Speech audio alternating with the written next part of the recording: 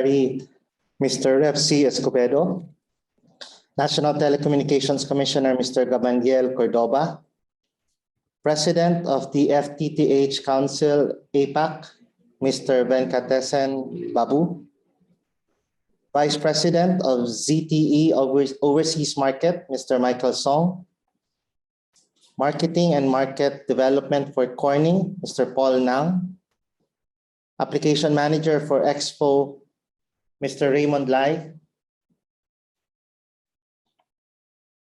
Assistant Vice President and Head of Cybersecurity Operations Group of Smart Communications, Mr.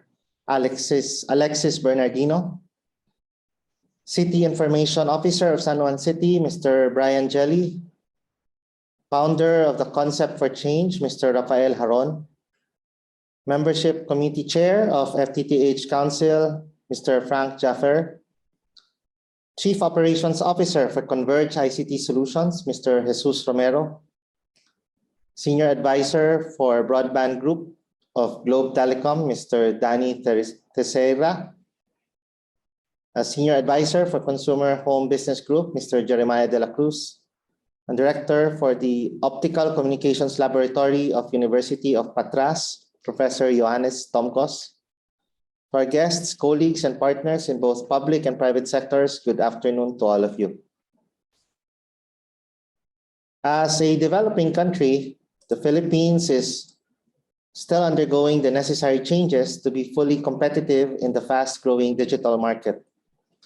Even more so in the last few years that our people have become more aware that internet connection is not a luxury anymore. It has become almost a basic right. The Department of Information and Communications Technology, along with our partners and collaborators from the public and private sectors, are building the digital infrastructure of the country to address the growing connectivity needs of our citizens and to secure a bright future in becoming a digital country. Internet accessibility is not enough for one to prosper in this day and age. The internet connection must also be fast, stable, and reliable. As the primary agency tasked with ensuring the provision of a strategic, reliable, and cost-efficient, citizen-centric ICT infrastructure, the DICT is implementing the Digital Infrastructure Program to build a common digital infrastructure that will help our countrymen in adapting to the digital economy. Through the Digital Infrastructure Program, we can build a government-owned broadband network that will enable faster, more affordable, and more extensive internet connectivity in the country.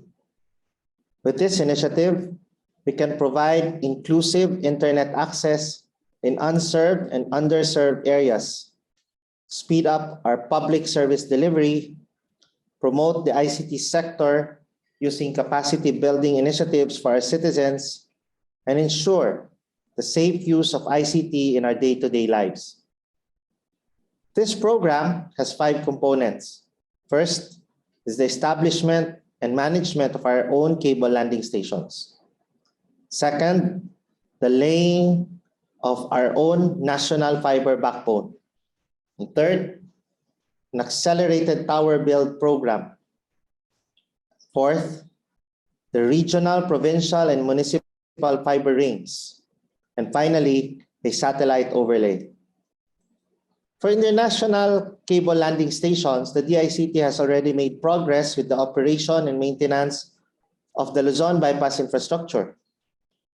This will build a high-speed information highway that will greatly improve the speed, affordability, and accessibility of broadband internet throughout the country.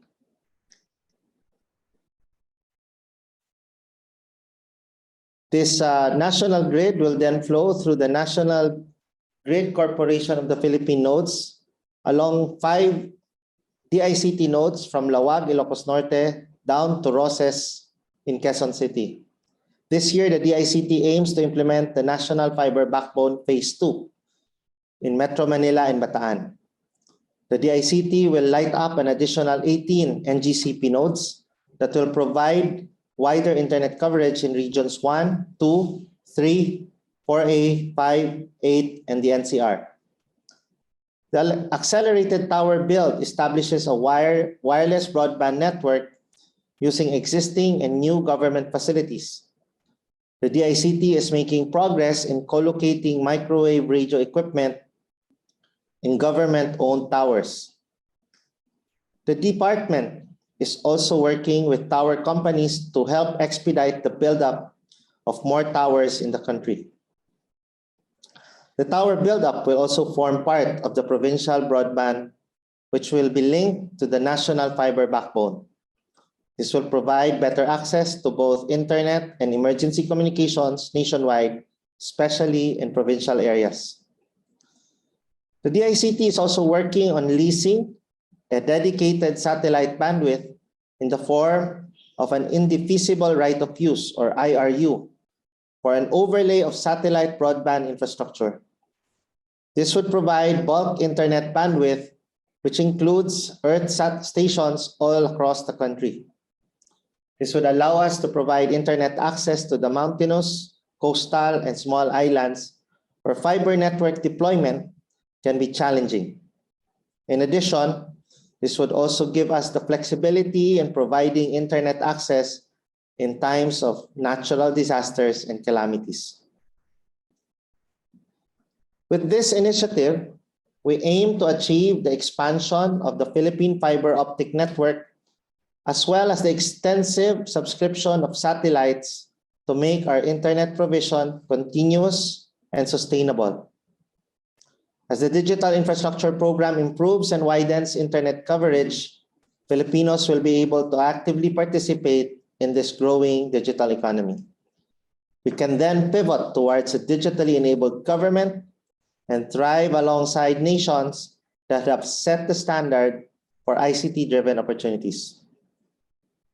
With the joint efforts of the public and private sectors, the country is already making progress in internet and broadband speeds.